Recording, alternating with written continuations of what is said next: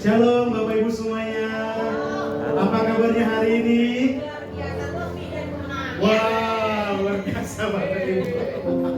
Kita sangat dimotivasi banget ya, lebih dari menyenangkan dari Ibu. Oke, kita mau siapkan hati kita mulai persekutuan doa kita hari ini. Kita berdoa. Tuhan, terima kasih Tuhan buat penyertaan-Mu Tuhan yang sempurna dalam hidup kami Bapa. Engkau Allah yang setia Tuhan dalam hidup kami Bapa, sehingga kami melihat bagaimana pertolongan-Mu Tuhan sertai setiap aspek kehidupan kami Tuhan. Manapun kami melangkah Tuhan, Engkau selalu pimpin. Terima kasih buat kesehatan Tuhan. Terima kasih buat pekerjaan Tuhan. Terima kasih rahmat-Mu yang selalu baru Tuhan dalam hidup kami Bapa. Sungguh kami bersyukur punya Allah seperti Engkau. Dan kiranya Tuhan hati kami selalu mengucap syukur dalam segala hal Tuhan. Biar benar Bapa hidup kami Tuhan menjadi pribadi-pribadi yang senantiasa Tuhan percaya Tuhan bahwa Engkau Allah tidak pernah meninggalkan hidup kami sekalipun Bapa. Terima kasih Tuhan, kami siap menyembah Engkau, dengan memuji Engkau, dalam nama Tuhan Yesus kami berucap syukur. Amin. Mari Bapak Ibu kita bangkit berdiri, kita mau sembah Tuhan. Kita persiapkan hati kita buat yang mau menari boleh menari, buat yang mau bersuka cita kita bersuka cita bersama-sama. Amin.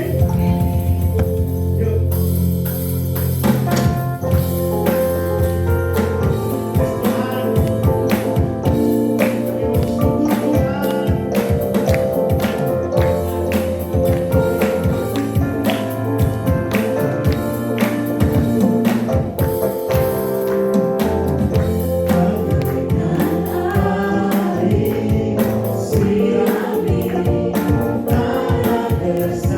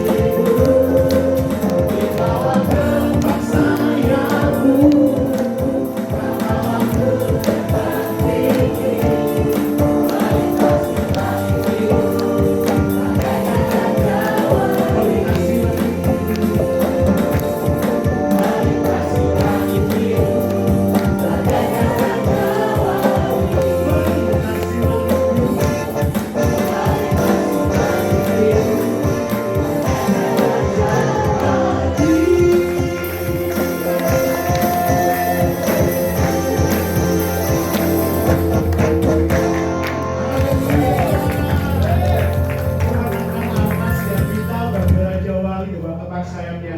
Apapun menjadi kekhawatiran kita, ketakutan kita, pengharapan kita, Tuhan yang akan terus mengangkat tinggi setiap hidup kita. Dan kiranya kita terus memuji Tuhan sampai selama-lamanya. Terima kasih Yesus.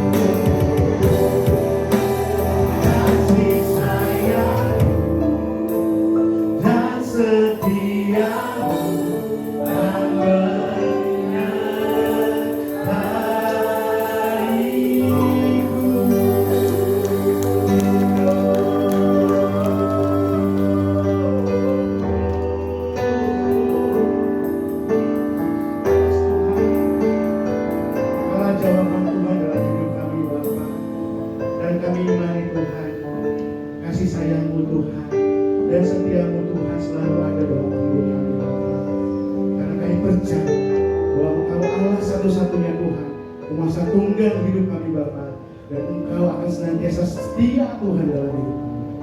Tuhan, sebentar lagi kami mendengarkan firman-Mu Tuhan dari hamba-Mu Bapa. Dan kiranya Tuhan hati kami Tuhan siap ditabur oleh beran firman-Mu Tuhan. Karena kami percaya Tuhan firman-Mu Tuhan adalah pelita dan terang dalam hidup kami Bapa. Kami siap menyambut firman-Mu Bapa. Dalam nama Yesus kami berucap syukur.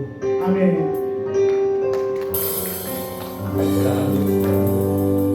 Thank you, sebuah kehormatan bisa berbagi lagi di sini. Terima kasih buat kepercayaannya. Saya dikasih tema yang cukup luas.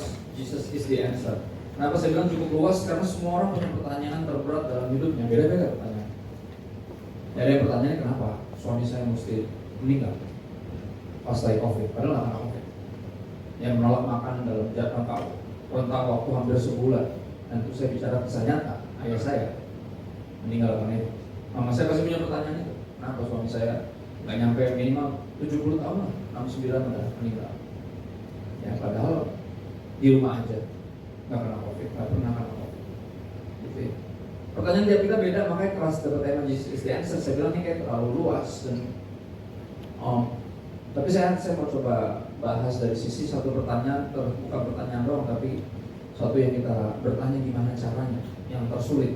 Ya salah satunya adalah perintah yang kita tahu persis untuk rendah hati. Saudara, salah satu pertanyaan terbesar dalam hidup saya adalah gimana caranya saya bisa rendah hati. Karena rendah hati ada pepatah yang bilang rendah hati itu kayak tidur. Ketika kita mengira udah tidur, berarti kita belum tidur. Nah, ada yang pernah susah tidur terus berusaha tidur? Itu yang terjadi. Ketika kita mikir akhirnya gue tidur juga, berarti belum tidur tuh, masih bisa mikir. Ya, rendah hati juga gitu. Ketika kita mengira udah rendah hati, berarti belum. Bisa jadi lebih sombong dari sebelumnya. Karena aku bukan mau sombong, bisa kata-kata itu. Itu kan kata-kata yang keluar dari mulut orang yang mengira dia udah rendah hati. Sebenarnya belum. Pasti abis bukannya mau sombong, pasti abis itu nyombong. Cuma dia minta izin dulu biar nggak kelihatan sombong. Ya. Yang senyum-senyum antara pernah dengar atau pernah ngomong gitu. Gue bukan mau sombong nih, tapi abis itu pasti nyombong. Ya. Buat saya salah satu pertanyaan terbesar adalah gimana caranya saya bisa rendah hati, walaupun saya tahu harus. Dan hari ini sedikit banyak khotbah saya akan tentang kenapa harus rendah hati. Tapi juga tentunya apa yang bisa dijawab dari tema ini, Jesus is the answer. Yesuslah jawaban untuk kita, bagi kita bisa rendah hati. Karena sesuatu yang nampaknya mustahil sejujurnya dengan kekuatan kita sendiri. Aku mulai di Lukas 18. Saudara, kesombongan itu sangat ngeri. Sampai bahkan kita yang religius pun, istilahnya yang rohani pun bahasa Kristennya sangat mungkin sombong karena kerohanian kita. Dan ini sesuatu yang ngeri. Kita selalu berpikir kalau lu duniawi lu pasti binasa, tapi ternyata kalau lu agamawi lu juga bisa binasa. Dan itu yang serem. Ya, kita pikir gua mau ada duniawi, sekarang gua rohani. Sombongan rohani itu pun berbahaya. Ya, Lukas 18 ayat 9 sampai 14, dan kepada beberapa orang yang menganggap dirinya benar dan memandang rendah semua orang lain, pada orang-orang yang merasa superior karena berasa lebih dari semua orang yang lain, Yesus mengatakan perumpamaan ini. Jadi Yesus juga punya hati untuk orang-orang ini. Dalam artian dia masih berharap kita pada bertobat. Makanya dia kasih perumpamaan ini untuk menegur. Tujuannya bukan untuk menjelek-jelekan atau ngebully atau enggak. Tujuannya untuk menegur, tujuannya apa sih? Biar kita bertobat. Artinya masih disayang. Orang kalau udah nggak ditegur berarti udah nggak disayang. Orang selalu mengira gitu. Kita diomelin karena kita dibenci. Salah. Kita diomelin, dikoreksi bukan karena dibenci, tapi karena disayang, dipeduli. Ya jangan kayak gitu terus, kamu nanti bisa begini kalau kamu gitu terus. Ada dua orang. Yesus mengatakan merupakan ada dua orang pergi ke bait Allah untuk berdoa. Yang seorang adalah Farisi dan yang lain memungut cukai. Ini spektrum yang sangat berlawanan. Farisi, ahli Taurat, ahli ulama era itu adalah orang-orang paling suci secara di pemandangan masyarakat. Nah, pemungut cukai adalah yang paling rendah di pemandangan masyarakat, yang paling berdosa, bahkan di bawahnya orang berdosa. Oke, ada orang berdosa, ada pemungut cukai di bawahnya lagi, berarti dianggap lebih rendah lagi. Kenapa? Karena mereka bukan hanya berdosa, tapi hasil dari dosanya disetornya penjajah. Jadi dia juga berkhianat pada bangsanya sendiri. Jadi orang-orang itu paling dibenci di era itu. Yang satunya paling dihormati, dua-duanya datang ke bait Allah. Spektrumnya paling suci dan yang paling berdosa. Ya, si paling suci berdoa seperti ini. Berdoa dalam hatinya, dia berdiri, posisi yang berdiri. Ya, berdoa dalam hatinya begini, ya Tuhan, aku mengucap syukur kepadamu karena aku tidak sama seperti semua orang lain. Wow, si paling tidak sama seperti semua orang lain. Bukan perampok, bukan orang lalim, bukan pezina, dan bukan juga seperti pemungut cukai ini. Saudara, ini sebenarnya posisi yang mustahil sebenarnya. Kalau kita lagi berdoa, berbicara dengan Sang Maha Tinggi, kita harusnya lagi sedang rendah-rendah hatinya. Lagi tahu dirinya, karena lagi ngomong sama Sang Maha Tinggi. Kok bisa? Lagi ngomong sama Sang Maha Tinggi sambil ngerendahin orang. Tapi inilah ngerinya religiosity. Keagamawian itu ngeri itu sampai kita bisa sombong pas lagi berdoa. Sebenarnya masuk akal. Makanya postur doa yang umum biasanya berlutut. Ada yang tiarap, face down. Anda pernah lihat beberapa orang yang berdoa seperti itu. Kenapa? Karena kita lagi tahu dirinya, lagi ngomong di hadapan Sang Maha Tinggi. Kita harus tahu diri.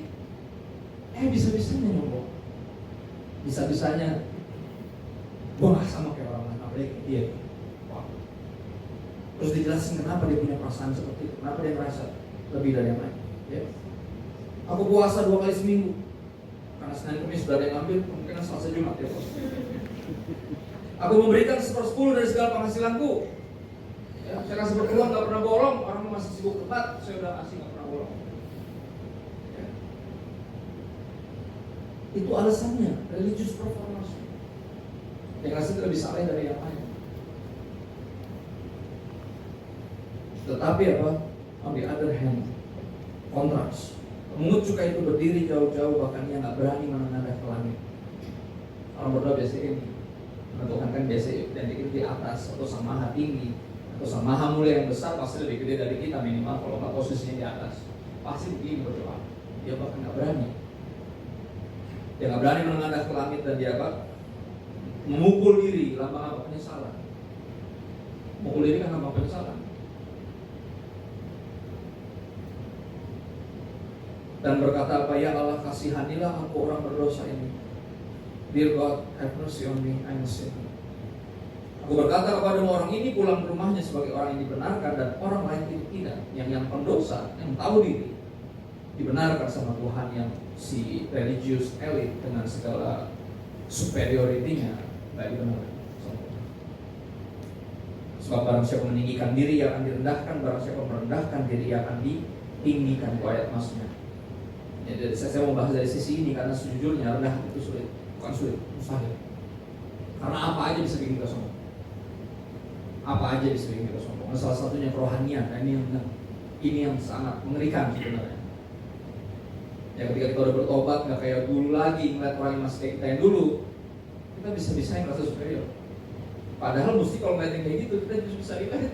Jadi ingat dulu kayak gitu. Dan mesti kita nggak bisa sombong, kita malah makin bersyukur sama Tuhan, thank you ya. Dan tolong saya membantu dia. Saya pengen dia juga ngalamin yang saya alami. Jadi pendekatannya nggak akan pendekatan penghakiman, karena kita tahu kita juga begitu. Bukan bersyukur, wah puji Tuhan gue udah kayak gitu. Nggak gitu bentuknya. Ya kan? Ngeri nggak tuh kesombongan? Ngeri. Amsal 16 ayat 18 dikatakan, kecongkakan mendahului kehancuran dan tinggi hati mendahului kejatuhan. Semua dimulai dari hati. The heart of the matter is the matter of the heart. Sumber masalahnya di hati kita. Kayak hati kita sombong, selesai semuanya. Selesai semuanya. Nah itu tadi apa? Cukup jelas ya. Barang siapa meninggikan diri akan direndahkan. Jadi ada yang merendahkan kita. Kalau kita nggak merendahin diri sendiri, akan ada yang merendahin kita. Siapa? Tuhan. Dan itu berit. Ya, Lukas 10 ayat 17 sampai 20. Sekali lagi keberhasilan pelayanan pun bahkan bisa jadi alasan untuk sombong. Rohanian bisa, ya, apa aja bisa. Bukan cuman uang, ya, jumlah duit yang lebih banyak, lebih kaya, lebih ganteng, lebih cantik, lebih putih, lebih apa lagi? Macam-macam bisa jadi alasan sombong. Ya, tapi di sini kita lihat murid-murid menyombongkan keberhasilan pelayanan mereka. Lukas 10 17 sampai 20, kemudian 70 murid kembali dengan gembira dan berkata, Tuhan juga setan-setan takluk kepada kami demi nama-Mu. Ya wajar dong, mereka diutus dua-dua untuk pelayanan. Pas balik pelayanannya sukses, pengen cerita dong. Wajar nggak? Berapa dari kita mengira gue nggak sombong, kok ini ngomong wajarnya gue lagi bersyukur. Ya ada loh orang yang sombong tapi atas nama bersyukur aja. Atau ada orang yang benar-benar bersyukur tapi dikira sombong, ada juga. Jadi serba salah. Mau ngapain ya Pak? Aduh nggak usah deh. Padahal nggak mungkin tuh kita nggak menceritakan. Cuma jeleknya gitu. Kita tuh nggak bisa bedain nyombong sama bersaksi. Kita nggak bisa bedain. Padahal bedanya dramatis. Kontrasnya beda banget. Ya nyombong itu kita ceritain apa yang kita lakukan buat Tuhan. Itu nyombong. Kesaksian kita ceritain apa yang Tuhan lakukan buat kita. Way different. Sangat berbeda. Loh banyak Anda ketika lagi datang di kebaktian KKR aja bisa di kesaksian nyombong. Dia ceritain apa yang dia udah lakukan buat Tuhan. Ya ampun. Saudara, kecuali dalam bentuk apa, kita habis bikin bakso, atau habis bikin apa ya, kita nyumbang di sini, kita disumbangin kemana, beberapa tahun berangkat ke sana, itu bukan kesombongan apa yang dilakukan di sana, itu namanya laporan. Oke, duitnya kemarin dipakai buat ini, kita berhasil gini, oleh anugerah Tuhan, pelayanannya berjalan dengan lancar, kami bisa berangkat dan pulang dengan sehat. Ceritain Tuhan, bukan ceritain kitanya. Harusnya ketika lagi bagiin begitu, nggak ada yang sombong, kalau kan Tuhan, bukan kita. Ini yang murid-murid lakukan. Mereka saking senangnya bilang sama Yesus, "Ia juga setan-setan tunduk kepada kami demi nama-Mu." Ya, lalu Yesus berkata kepada mereka, terus gue harus bilang wow gitu? Nah itu kalau Yesus yang saya ngomong gitu. Yesus ngomong sesuatu yang kayak nyambung. Dia bilang gini, "Aku melihat iblis jatuh seperti kilat dari langit." Ya semua naik ojek, gak nyambung deh. Gimana? Maksudnya apa? Siapa jatuh dari langit seperti kilat? Lucifer namanya. Ya dia bukan cuma malaikat, penghulu malaikat. Jadi ada berapa koordinator di surga. Ada bagian terang, Mikael, ada bagian kirim-kirim pesan, ya Gabriel, ada yang sembuh-sembuhin, Rafael, ada yang bagian musik-musik, Rafael, ada yang bagian praise and worship. Ya karena surga isinya bagian penyembahan, ini orang berarti ini posisinya berarti makhluk ini tinggi. Ya dia bukan cuma WL-nya, dia koordinator PW-nya juga. Ya, bahasa Kristen Tuhan nggak ngerti yang berbeda apa maksudnya. Ya, WL itu worship leader, koordinator PW itu koordinator praise and worship. Jadi dia yang ngatur semua pujian dan penyembahan di surga. Konon ilmu yang pelajari malaikat bilang makhluk ini terdiri dari 5 alat musik. Jadi kalau dia gerak tuh simfoni surga berbunyi. Meri, kentut aja kayak jadi lagu. Kayaknya. Jika saya nak DKV jadi bayangin ini sudah makhluk ini beri banget tuh. Apalagi saya nak bandnya. Kebayang. Gerakannya tuh loh, wah, betapa mulianya berarti posisinya semua. Tapi ini yang terjadi, hatinya fals ketika ada lebih pujian untuk Tuhan. Dia mikir gini, kenapa Tuhan ditinggikan? Kenapa saya juga enggak? Emang yang mulia dia doang. Lihat, fals sedikit dibuang dari surga. Jadi bolis, bego, setan, buang mari, buang. Ya. Yesus ingatin itu, karena kesombongannya. Hatinya, penggok aja hatinya gitu, buang dari surga ke malaikat, penghulu malaikat. Ya, sesungguhnya aku telah memberikan kuasa kepada kamu untuk menginjak ular dan kalajengking dan kuasa untuk menahan kekuatan musuh, sehingga tidak ada yang akan membahayakan kamu. Tapi siapa yang telah memberikan kuasa itu kepada kamu? Saya, kata Yesus. Dia terus menyombongin apa? Pertanyaan bagus. Pertanyaan bagus, Rasul Paulus pernah bertanya gitu juga. Kalau semua yang kita punya sekarang itu dari Tuhan, apa yang bisa kita sombong? Gak ada. Keberhasilan apapun bisa diganti di sini. Makanya apa Yesus bilang apa? Namun demikian, walaupun kayaknya ada keberhasilan, termasuk pelayanan, apapun itu keberhasilan. Dalam kerjaan juga gitu, pencapaian target, apapun. Janganlah bersuka cita karena apapun, nanti roh-roh itu takluk kepadamu bisa diganti sama apapun pencapaian Anda. Yang keberhasilan kita taruh di situ ganti aja, biar bisa lebih real. Bersukacitalah, berbanggalah karena namamu ada terdaftar di surga. Nama kita terdaftar di surga bukan karena kita beragama Kristen dan rajin ke gereja, rajin pelayanan, perpuluhan gak pernah bolong. Nama kita terdaftar di surga karena Yesus mati buat kita. Ya bahkan keselamatan kita bukan karena kita, karena Dia. Bentuknya pemberian, satu-satunya bisa disombongkan dari sebuah pemberian cuma sama Dia. Itu maksudnya.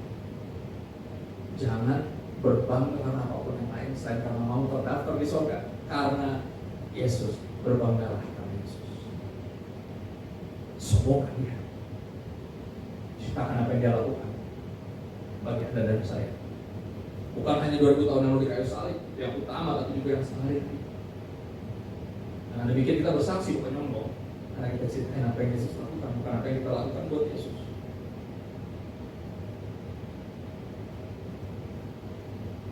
Maka murid-muridnya ditegur ketika lagi menyombongkan keberhasilan mereka. Yakobus 4 ayat 6 sampai 10, kita akan lihat betapa Tuhan sangat membenci kesombongan. Saudara, saya bikin gini biar kita makin berasa terus mesti gimana dong, karena emang itu intinya.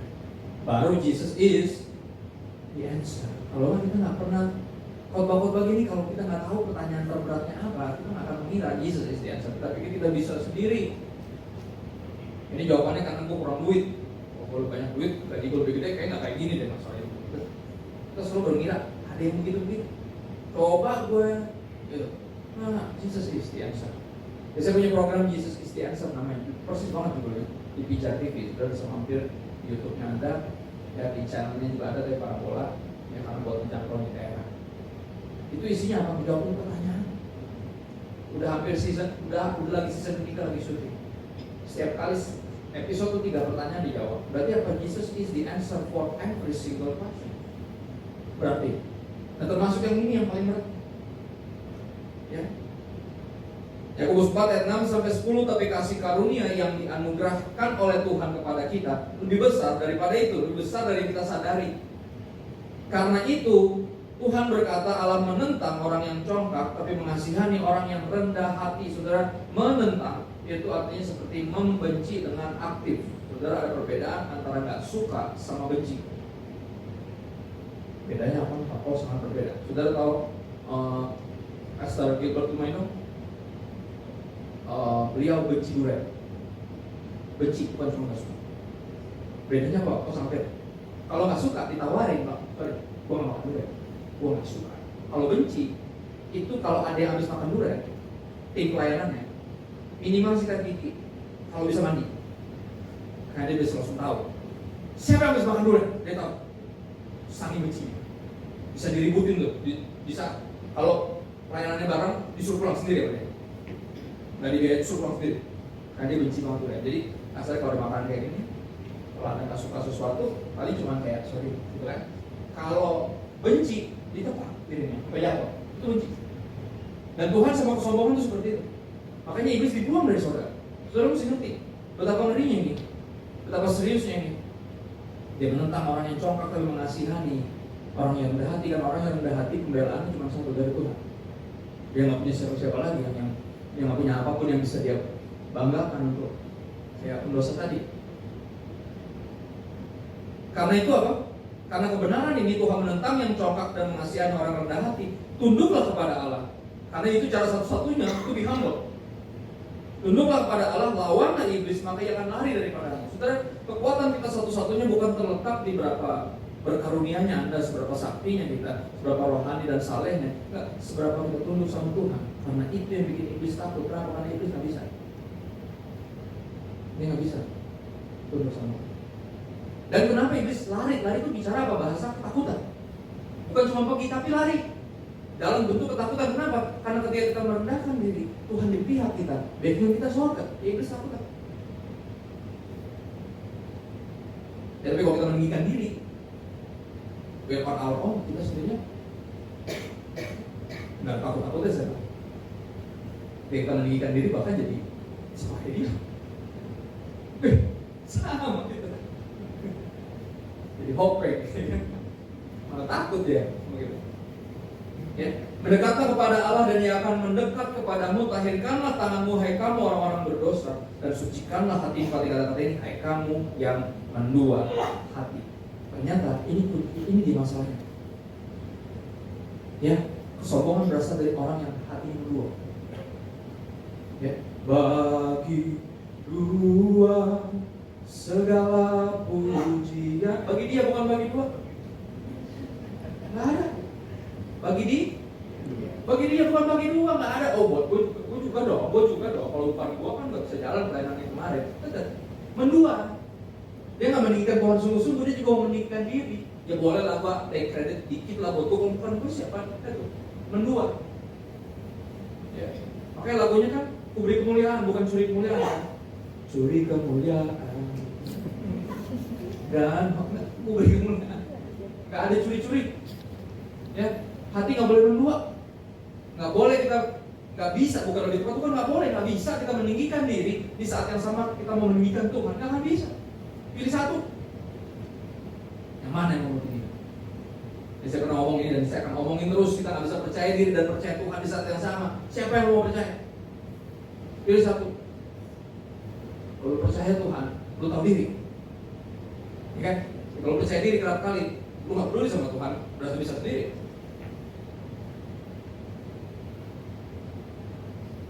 Sadarilah kemalanganmu, berduka citalah dan merataplah, hendaklah tertawamu kamu ganti dengan ratap dan sukacitamu dengan duka cita. Ayat ini, rendahkanlah dirimu di hadapan Tuhan. Jangan meninggikan. Kalau yang meninggikan diri, udah itu aja udah. Upahnya itu aja. Tapi yang merendahkan diri, yang gak ada keinginan untuk, bukan humble bragging ya, bukan merendah buat meninggikan diri. Kan banyak dari kita suka gitu juga ya, merendahkan diri gak mau. Jangan ya begini. Dan kita suka tuh dipuji-puji orang sambil kita terus merendahkan. Itu tuh humble bragging beda, bukan ini. Dan ini kita segitu tahu diri sampai Tuhan yang angkat kita, bukan kita yang angkat diri kita sendiri. Saudara orang pas bilang itu pendeta viral, ngomongnya gampang. Saudara, ini yang mesti diperhatiin. Saya nggak pakai sosial media untuk promosi pelayanan. Saya pakai sosial media untuk pelayanan. Promosinya itu saya bisa sampai berdiri di sini, di hadapan saudara, di tempat lain, pernah masuk di MPR saya. Terus ngomong kayak gini. Saya nggak pernah seumur masuk situ. Cuma lihat dari depan aja. Tuhan yang bawa sampai sana. Promosi dari Tuhan. Bagian saya melayani. Bagian saya share firman. Dari berapa ratus orang, ribuan orang sampai cuma satu orang yang DM saya balas. Kenapa? Karena saya tahu Tuhan nggak pernah cuekin saya. Ada orang-orang yang peduli sama saya dan saya juga belajar peduli sama orang lain. Saya nggak pakai itu buat promosi. Promosi itu urusan Tuhan. Bagian kita apa? Tahu diri. Knowing your place, tahu perannya.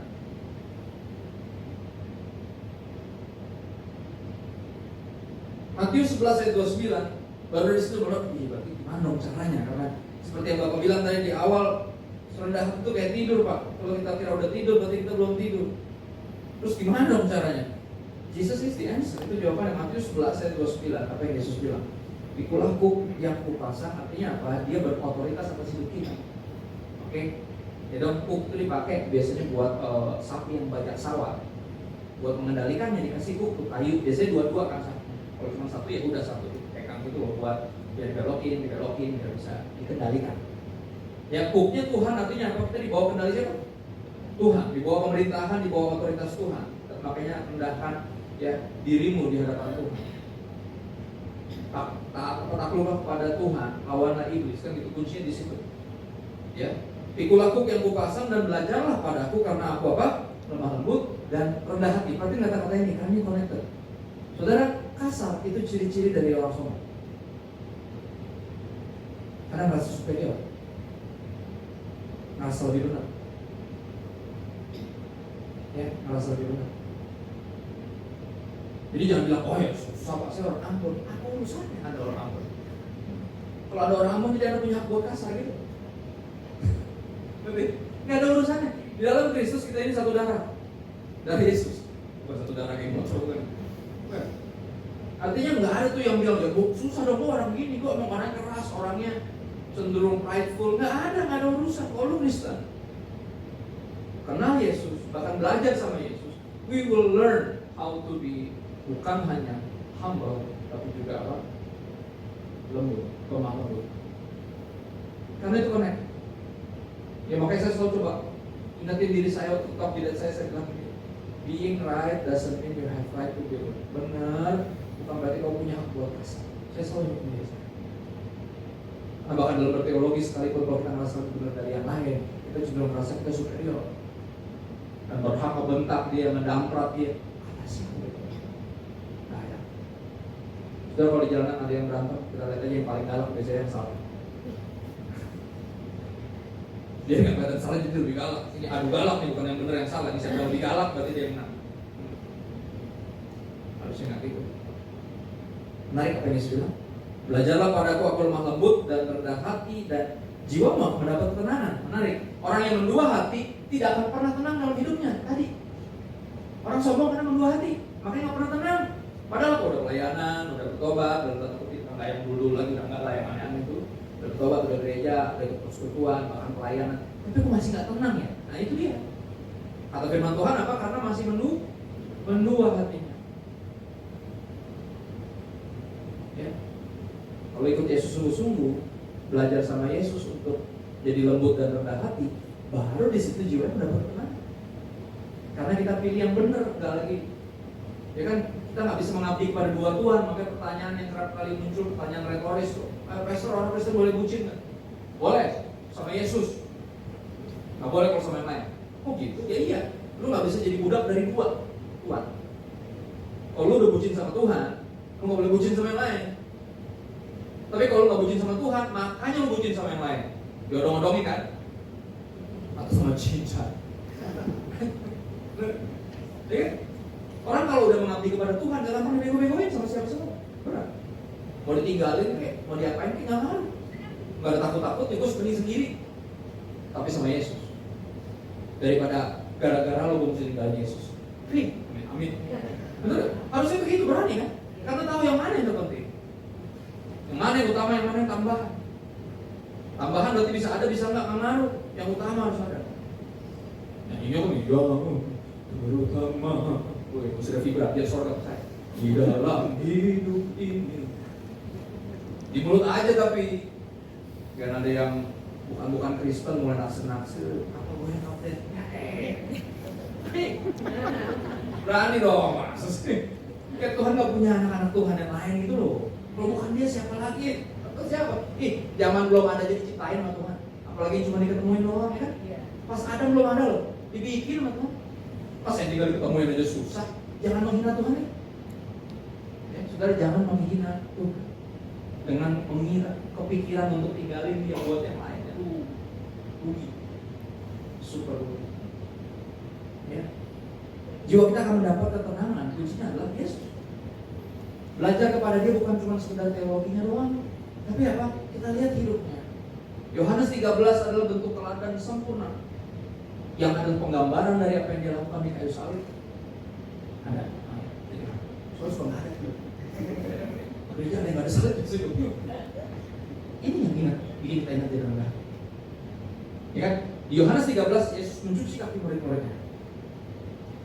Tapi apa? Kita tahu di atas kayu salib dia membasuh kita dengan kaki. Cuci kaki itu tindakan paling rendah dari hamba paling bawah. Dan Yesus sang maha tinggi melakukan itu supaya Anda dan saya juga melakukan yang sama. Kenapa? Karena nggak ada yang sombong sedikit aja yang bisa masuk. Nah, kekristenan menurut saya satu-satunya cara untuk sungguh-sungguh bisa suci hati karena tahu yang bisa dibanggain cuma Yesus. Bahkan keselamatan kita bukan hasil dari pelayanan atau ibadah kita atau perbuatan baik kita, tapi karena anugerah, karena Yesus. Yesus telah jawaban untuk kita bisa jadi rendah hati. Itu tuh dengan ini waktu sedang berhabis pengumuman apa? Saudara tahu Rita Laura? Ada yang tahu Rita Laura? Salah satu news anchor. Ya, saya kenal beliau karena pelayanan. Waktu saya melayani di persekutuan paduan suara di Bandung, namanya Glorify. Glorify itu terdiri dari bukan hanya orang-orang Kristen, banyak juga yang lain.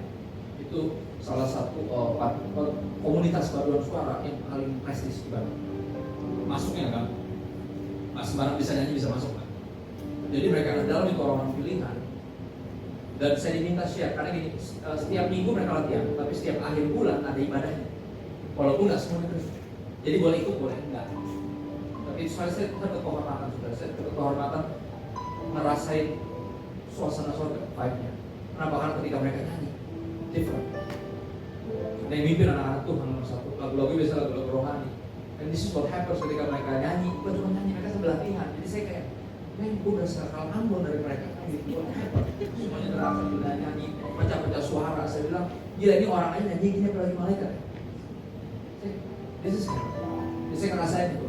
Tapi ini yang Tuhan gerakkan saya untuk bagikan tentang kerendahan hati. Karena sulit dengan semua talenta itu, dengan semua persaingan yang seperti itu untuk masuk, dengan semua itu sangat sulit untuk rendah hati. Dan saya sharing hal yang sama. Ya, waktu itu sama Ruth suaminya masih super humble. Dua-duanya super humble, saya juga kaget. Tapi ketemu artis ini pasti akan pantang petenteng kayak beberapa artis yang lain. Nah, semua sih, cuma rata-rata pantang petenteng kan. Jauh banget saya langsung masih kayak, wow, this is amazing. Saya pikir orang-orang hebat bisa segitu rendah hati. Dan dengan rendah hati dia bertanya di mobil, kalau nganterin saya ke hotel. Dia nanya gini, Pastor, saya setuju dengan semua firman Tuhan. We need to be humble. Lord oppose the pride.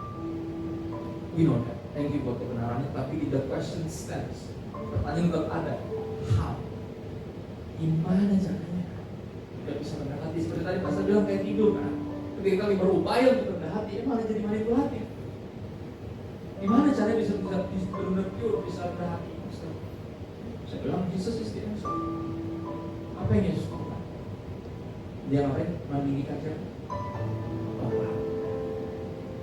Dia selalu meninggikan Bapa. Gak pernah meninggikan diri. Nah, saya bilang, ini itu dilahirkan. Karena apa bentuknya kayak juga-juga. Kalau yang Tuhan ditinggikan, kita mau. Kalau kita meninggikan diri, kita rendah diri. Kayak gini loh Kak. Wah, thank you ya Pastor. Berarti apa? Ini sesuatu yang mesti dilakukan dengan aware. Kita tinggikan Tuhan. Bukan hanya akui dia dalam segala laku kita, biar dia meluruskan jalan kita, bukan. Tapi dalam segala sesuatu. Give praise, honor, and glory for the one yang layak untuk kita. Lewat setiap kehidupan kita. Hanya dengan demikian kita bisa rendah diri. Oh, nggak bisa. Nggak bisa. Jadi kita berdoa tadi. Berdoanya kepake sungguh-sungguh karena gini. Too many questions yang lain. But still Jesus is the answer. Ini cuma one of the hardest questions in life. How to be humble? Jesus. Kasih Tuhan buat kerelaanmu untuk mempersembahkan Yesus bagi kami. Mengizinkan dia menjadi manusia, hidup sempurna dari hidup kami yang berantakan dan mati sebagai tumbal menggantikan kami. Ajarin kami cara hidup yang benar. Live humble. Dia yang adalah terutama rela jadi yang paling bawah dan melayani siapa kami yang bukan siapa-siapa. Tantang enteng, merasa layak dihargai, dilayani, dianggap, ditinggikan. Jika itu kami selama ini kami minta maaf. Dan kami minta bantuan Roh Kudus karena tahu daging kami punya kecenderungan untuk sombong, itu bawaan orok kami, tapi kami berdoa biar Roh Kudus bantu kami setelah kami meninggikan Tuhan. Bantu kami menjadi pelaku firman, bukan mendengar saja. Help us to be humble. Help us to be humble.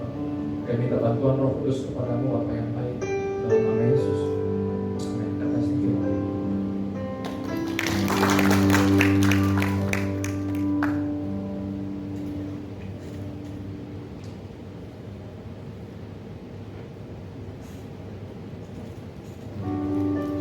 Thank you Pak Pendeta. Terima kasih Pak. Hari ini siang ini kita dilayani dengan Pak Pendeta Kristo Purnadia. Terima kasih Pak. Firman-Nya sangat mengajarkan kita kembali untuk rendah hati. Rendah hati kita bisa dilakukan oleh karena kemurahan Tuhan, kuat kuasa Tuhan, bukan karena Tuhan dan kehendak kita. Terima kasih Pak. Akhirnya juga bisa diberkati dengan firman Tuhan yang disampaikan. Sebentar kami teman-teman mungkin kami akan mau ada lagi ya presentasi ya untuk informasikan mengenai rencana Natal Smart Friend.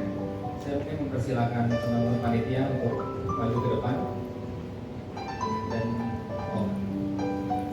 dengan saudara Dewi sebagai ketua Natal dan Godel. Shalom teman-teman semua. Bagaimana kabarnya? Baik. Pas banget. Hari ini tadi Pendeta Christopher membawakan bahwa Yesus in us. Nah, saya ingin menginformasi ke teman-teman bahwa tahun ini di tahun 2023 tema Natalnya adalah Infinite Hope. Jadi kita yakin bahwa tahun ini adalah tahun pengharapan buat kita. Jadi pastikan teman-teman nanti hadir di acara Natal tahun 2023. Jadi kita lihat di sekilas tentang Natal yang pernah kita adakan.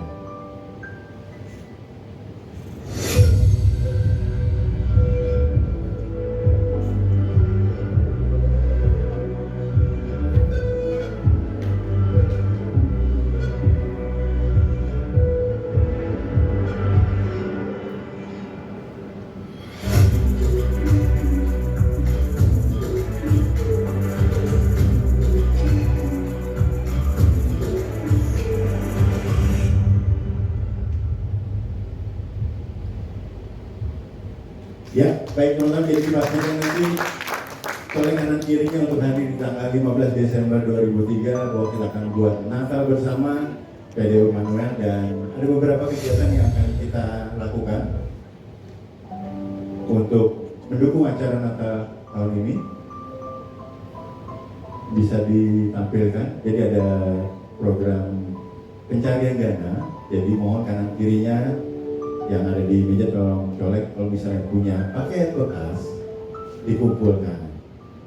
Nanti kita akan menjadikan pakaian bekas itu. Oh ya, sebentar ya.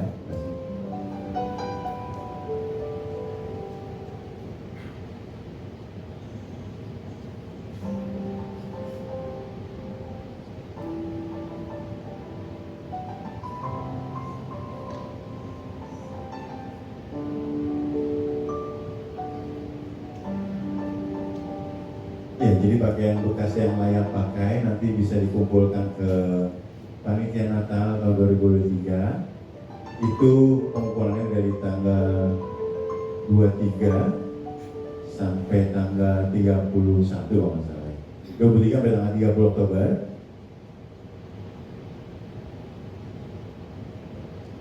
Dan ini PIC-nya ada Kak Monica, di sini ada ya Kak Monica, dan juga ada Bang Borlian. Jadi nanti teman-teman bisa mengumpulkan pakaian bekasnya yang layak pakai ya, bukan yang sobek dan sebagainya. Itu di ruang Lampung, dan ini yang perlu diperhatikan oleh teman-teman: pakaian dewasa, pakaian bayi, balita, tas, sepatu, mainan anak-anak.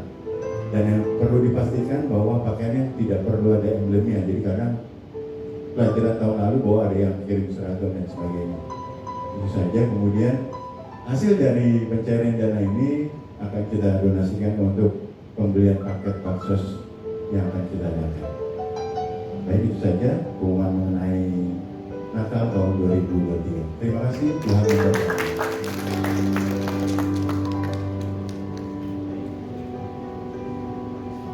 Itu teman-teman, nanti doakan juga rencana kita perayaan Natal tanggal 15 Desember.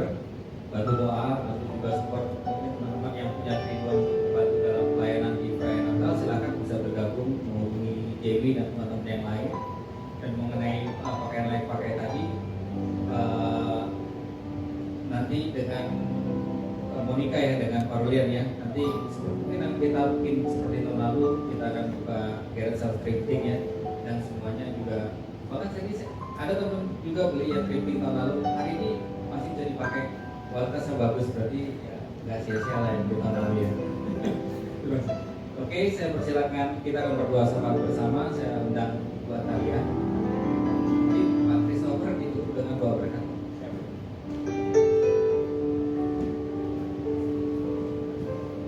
Oke teman-teman, sebelum kita kembali ke tempat bekerja masing-masing, kita akan tutup dulu dengan doa syafaat.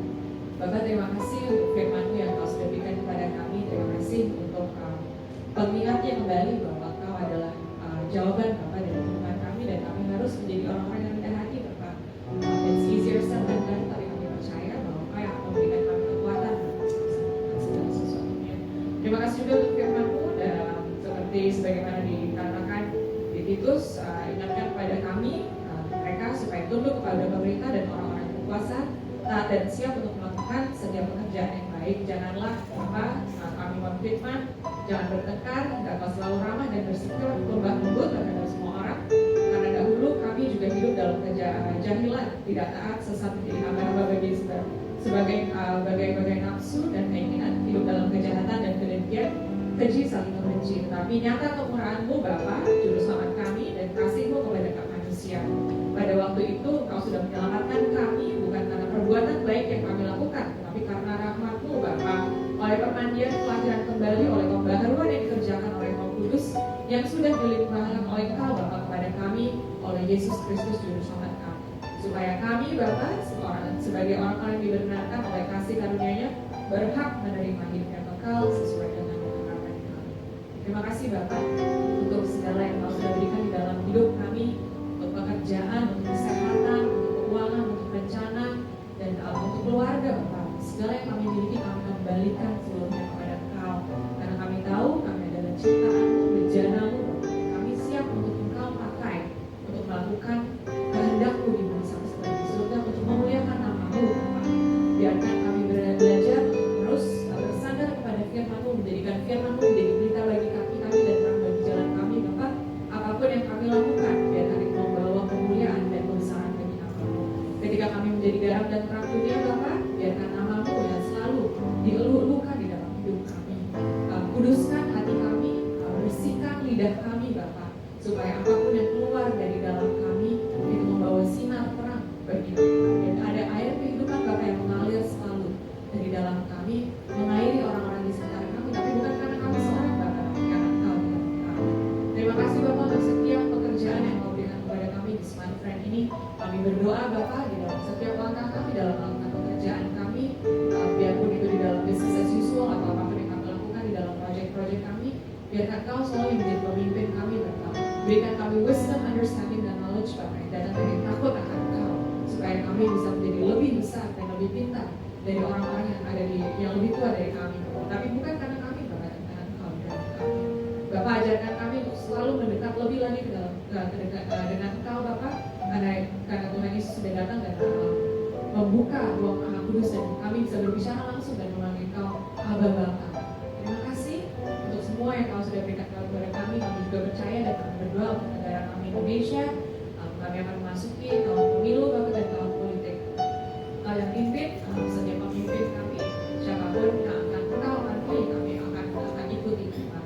Ajarkan kami untuk bisa menjadi hamba-hamba di dalam setiap pekerjaan dan setiap role kami Bapak di dalam bernegara, supaya Engkau akan diluluhkan juga dengan diri kami. Terima kasih Bapak, terima kasih dan segala kebaikan yang Kau berikan kepada kami akan kembali bekerja di tanah alam yang selalu. Di dalam nama-Mu kami berdoa syukur. Kita berdiri. Tuhan jadi ibadah kami angkat tangan kami dua tinggi untuk minta berkat lebih banyak, tapi ingatkan jiwa kami bahwa tangan itu menerima berkat terlalu banyak dari Tuhan. Itu sudah terlalu baik Kau dalam hidup kami. Mengangkat tangan kami dua tinggi itu ingatkan jiwa kami bahwa tujuan akhir anak-anak Tuhan diberkati bukan untuk jadi kaya, tapi untuk jadi berkat. Dan yang kedua yang terbesar buat kami angkat tangan, kami rindu jadi berkat dimanapun Kau tempatkan kami, apapun yang kami kerjakan. Izinkan kami bawa hadirat Tuhan menjadi berkat, pertama di rumah tangga kami, di keluarga kami, di tempat kami tinggal, di lingkungan kami, di tempat kami bekerja, berusaha dan melayani, hidup berartinya dari manapun kami melayani. Kami percaya roh yang sama yang bangkitkan Kristus dari antara orang mati, Roh Kudus tinggal dalam kami, yang mampukan kami untuk hidup bagi diri sendiri, sehingga bisa jadi berkat bagi sesama dan memuliakan Bapa kami yang di surga. Tuhan menghadapkan wajahnya kepadamu, mengenai Engkau dengan kasih-Nya. Kasih dari Allah Bapa yang dibuktikan lewat pengorbanan Sang Putra Yesus Kristus di kayu salib. Satu persekutuan dengan Roh Kudus menyertai kita dari hari ini sampai Maranatha Yesus datang kembali untuk menjemput kita, membawa kita ke tempat yang Dia janjikan, Dia siapkan hanya untuk kita. Dan sampai saat itu tiba, semoga diberkati dan siap rindu dan rela terus melayani dan jadi berkat sampai kita pulang atau sampai Yesus jemput lagi. Dalam nama Yesus semuanya berkata, Amin. Amin.